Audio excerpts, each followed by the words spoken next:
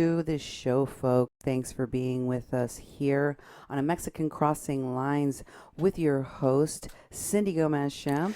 And Duke Gomez-Schempp. You're listening to 88.1 FM, KPPPLP, Fargo, Moorhead, where we are adding local color to your airwaves, and we are bringing you news from the Fargo-Moorhead region. We are talking about the Caravan Support Network, and in specific today, my report from San Diego and Tijuana. The reports I'm going to be bringing you probably for the next week on what we uncovered. Today is just the first installment of that reporting. Mm-hmm. Today, I'm going to be talking about these specific things, not in a lot of detail because we got a lot of show to cover and not a lot of time to do it. People have asked, following the WDAY show that I did today with Jay Thomas, I was contacted by one of our listeners that said, hey, what's the name of the professor and what university are they at? How do we get a hold of these folks? How can we look them up? Who are, Oh, yeah. that, either told us that we couldn't live stream and or record or even photograph our own content, our own presentation, and or were involved in threatening to call the cops on Melinda and Amy. Again, they were completely polite. They'd been invited. They'd been invited to come in. There was no disruption on their part. But the rude and adversarial tone that this guy took was like, you guys get out of here right now, or we're going to call the cops. He was just very like, what? And meanwhile, the professor was like, hold on a minute. I invited them. Like, why are you being so like, why did you go from 0 to 60? Yeah. Well, I'm going to tell you about the excuse, I guess, that he gave, which is that these two women, he said, were, according to somebody in the leadership or some people in the leadership of the association for Borderland studies, they had said that online they had been identified as a hate group or part of a hate group or associated to a hate group, something like this. My question about that is this. What did either of those women or myself do during that presentation, the keynote speaker presentation, other than ask a question, politely ask a question that would merit that kind of a treatment? Even if you were a card-carrying, sex offender or some other type of, like, what does that have to do? What is who you are or what you are affiliated with? And I don't think that anyone provided any evidence, proof. This was just a rumor based on somebody's article or something like that, or a post. Point is, nothing that I saw in the behavior of the women at this event merited that kind of treatment. And I think that what happened there was overtly hostile. Yeah. It felt very hostile. Oh, it definitely was. Unnecessarily so, right? The way in which the Dr. Emmanuel Brunet-Jailly, the executive director of this Borderland Studies association, put it, is that these women were activists. They're both lawyers, but he said they're activists and they're here to provide information. Okay? So those folks can be, just so you have their names and emails and know who they are, here is Francisco Lara. Here's his face and info. This is the guy that during our presentation and during the keynote was the one that was basically running the presentation. During our presentation, he wasn't assigned to it. He just went to it, just to harass me and Guadalupe. He was yelling at her outside so loudly during the entire. Well, first he went to the back of the room to yell at her.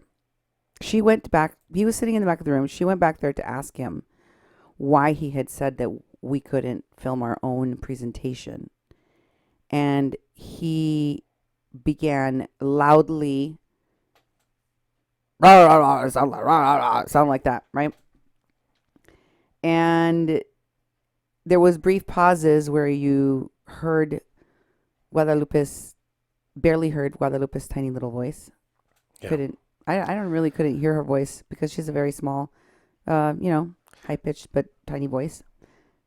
What were you saying? Well, I was going to say that this guy, Cindy will tell you more details of how this went down. But this guy basically came up and said there's not going to be any filming because it's some, policy with some organization. And I'm like, wait a minute, it's like Cindy and Guadalupe who, in California, you need two parties to consent to recording. And both consented and both encouraged. In fact, we planned on doing this. Mm-hmm. And he said nothing. He can't do anything. And so as he was going out of the hallway with Guadalupe, I ran up to him and I said, hey, I can take a picture of them when they're presented. He said, no, you can't. And I said, really? I said, can I watch them with my eyes? And he looked at me and he said, oh, I think that would be okay. He didn't get it. I was irritated. He got it. He was just being a jerk. And I say that because he had the audacity after that to lie to Guadalupe when she said, hey, why were you just so rude and abrasive with this guy who just politely asked you, I could take a picture of my wife, can't I? And he was like, nope. And he did it in like this rude, abrasive tone. She was a witness to the whole thing. And when she called him on it later and said, why did you do that? Explain to me why you treated her husband that way. Because this is more than about enforcing the rules, especially given the fact that people in the room all around us were snapping pictures and taking video and filming. In fact, when he went in to check to see if Duke was trying to record, he asked him what was between his legs. Francisco wanted to check what was between Duke's legs. And Duke points over at a guy who's filming and says, that guy is filming right now. And he goes, where? And he turns around and he goes over and he sits next to the guy. Roberto Perez Diaz. Mm-hmm, exactly. Sits right next to this guy. And then the guy, Roberto Perez Diaz, holds up his phone and filming me and Guadalupe doing our presentation. And he's sitting next to the guy filming me, looking, you can see that he can see this guy in his periphery because the guy is holding the phone in front of him like this. Mm-hmm. You don't hold a phone like this right in front of your face. So he could see that he was filming us. And he just looked at me like this, And afterwards, I went up and asked that Roberto Perez Diaz asked, did anyone tell you you couldn't film? Did anyone tell you to stop? He said, no one told me. No one told me to stop. No. Only I was told to stop, and I couldn't do it. And yet this guy's running around the room taking pictures. Other people are taking pictures. No one was told, panels before us were taking pictures, and he videotaping. Said, you will be kicked out if you film. You'll be immediately kicked out of this room. And Guadalupe told me that in all the previous Borderland Studies conferences, people filmed and people took pictures and people shared those pictures on social media and no one was ever told they couldn't do it. And it wasn't arbitrary, in my opinion. It was very targeted, and you could feel these folks had this rude, abrasive behavior. When Guadalupe confronted him and said, "Hey, why did you do that to Duke? Why did you tell him he couldn't film?" He said, "I didn't tell him he couldn't film." And she said, "Yes, you did. You said you can't film. You can't take a picture. Why did you say you can't take a picture? Why did you not let him even take a picture of us, of his wife, of our own presentation?" He said, "I didn't say that." And she's like, "Yes, you did." He said, "Oh, no. Duke came up to me and asked me, 'Can I take a picture of you?' And that's why I said no." And she said, "No, he did not say that. He specifically asked you if he could take a picture of his wife. And you said no, and you didn't just say no. You were rude about it. Why?" And he's like, "No. If I did say that, I guess I have poor English." That's what he said. "Oh, oops. I don't English no more." That's my reasoning. That's why I said he was being a jerk, because he acted when caught, when confronted. He pretended like a 6-year-old child with his fingers in the cookie jar that, "Did I do the thing? Oh, oops. Sorry." And the kind of person that does that is the kind of person that knows they're breaking the rules, that knows they're being aggressive, that knows they're creating an environment that is hostile to the presenters, in this particular case, specifically me and Guadalupe and my technical, my producer and my technical advisor, Duke, that came along for the express purpose of filming what we were there to do. And he acted like a child would, making a completely absurd and implausible excuse. And then when you don't buy that one and you go, "No, that's not what happened," they go, "Okay, I guess I don't understand English now." Got away with it. Yeah.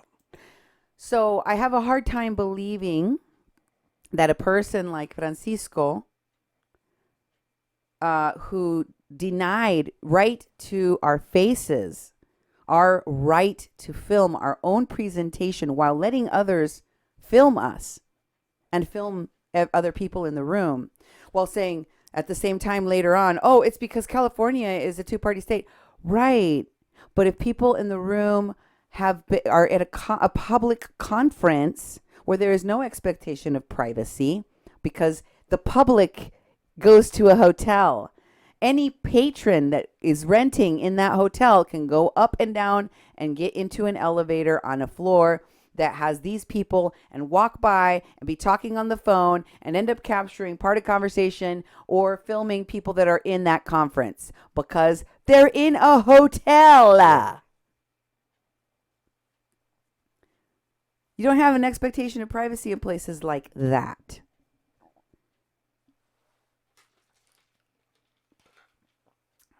Now, if that was a hospital, that would be different because people go there for private procedures. Exactly. Everyone's confidentiality has to be respected inside of a venue like that. But here's something else. No one else was asked or told to follow these rules. Yeah. No one. Larry Gould was the person that threw out Amy and Melinda Oporto from the event. He is do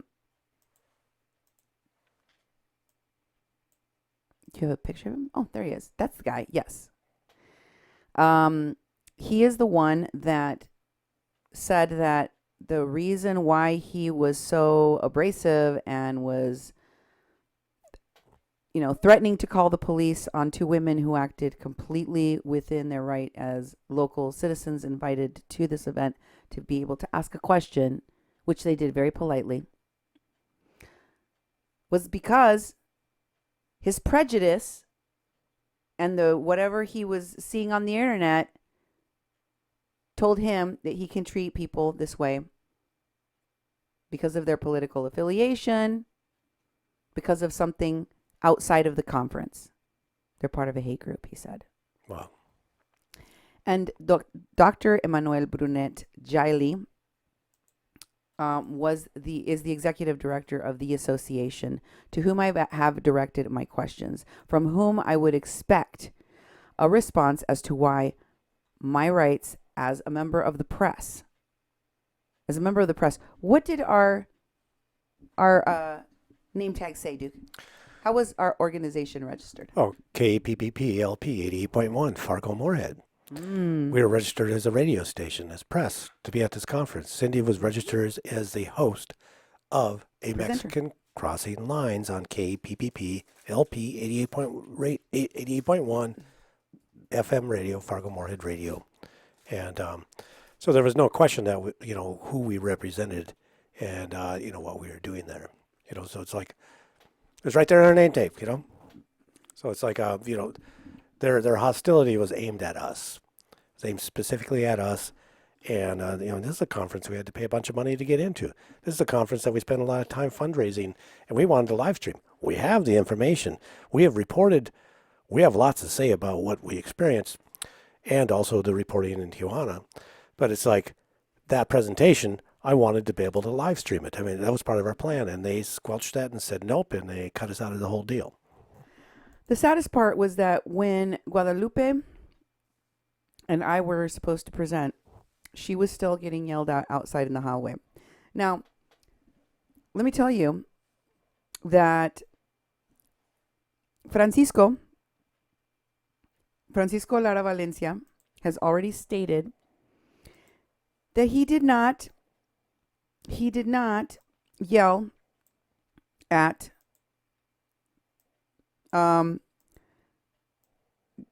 the professor. He did not yell at her. He was not yelling at her. That's just how his voice sounds. That's just how he talks. He's got a loud and boomy voice.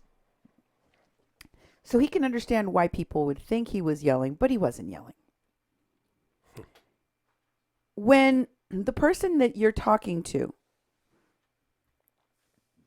comes back into the room, because I called her because it was time for us to present, and you literally yelled at her through 3 or 4 presentations before us the entire time. First in the back of the room, and then you decided to keep yelling at her in the hallway. Not because you give a rip about how you were disrupting the other people's presentations and not allowing the people that were there to listen to them to hear what was happening in the front of the room. Oh no, you would have gone on, I'm sure. It's because everyone was staring at you. Because the presenter at the front of the room, who was from France and not an English speaker as her first language, was stumbling all over her presentation because of your yelling. That's why you left. But then he says, he didn't yell. I guess he also didn't notice that the person that he was talking to left when I came out to call her, to tell her it's our turn. Because up until that point, I had to sit there with a knot in my stomach as I listened to the professor, past president of the association that I was presenting with, being berated and treated like a ugly stepchild by this guy out in the hallway. I could tell we were not welcome. Loud and clear. You're not welcome, you're not welcome, and you are not welcome. Oh, by the way, the night before our presentation, they changed the time of our presentation from 12 something to 9:45 in the morning. And how much time do you think that gave people that were planning and had scheduled into their time when they wanted to come to our presentation? How much time do you think that gave them to switch around their schedule when they literally told us at night, the night before? 0, practically 0. But that wasn't enough to bury our presentation. It wasn't enough. They had to make sure nobody could find it, not even us. Right? Yep. They didn't put a sign on the door that said, this is the location of this presentation with these names and these people and these titles. Nowhere. Weren't you in the hallway looking around, and what did you find, Duke? I actually went to the registration desk where they had all the schedules, and they were the people informing people of what's going on. And I said, there's this panel I was supposed to speak at whatever the time was, and she named off the name of it. And I said, yes, that's the one. Where is it this morning? She said, I don't know. I was never told where it's supposed to be. And I thought, it's supposed to start in 5 minutes. In 5 minutes, that panel is supposed to start, and the registration people didn't even know where it was at. When we finally found out where it was at, because Guadalupe was asking around, someone did know, it wasn't even in the main area where all the other presentations were. We had to walk out the hallway, past the elevators, over by the swimming pool, into this area, in room C, by the pool, with no sign on the door or nothing. And I was surprised there was even any people besides us there. It's really bizarre. And I thought, oh, this is not going to go well. In fact, I thought it wasn't even going to go. I thought we came all this way to do this presentation. Cindy and Nemo and all these other researchers were busting their butts doing this research. This information's not even going to get presented here. I thought, man, this is a burn. They buried it. They censored us. They stopped us from filming when everyone else and every other conference always had done it. And they will even admit that's the truth. But they don't want to say openly that they targeted us, that they had a prejudice based on rumor and innuendo and things not involved in the presentation or in the conference itself, that came from people like Nicole Ramos and Al Otro Lado, and acted on that prejudice that was not part of the conference. Once again, stuff that has to do with my reporting, stuff that has to do with my work, stuff that has to do with my radio show, stuff that has to do with other people's private lives, and use that as an excuse, as a basis to discriminate against myself and these other folks that I've talked about. Because that's what happened. Mm-hmm. That's exactly what happened.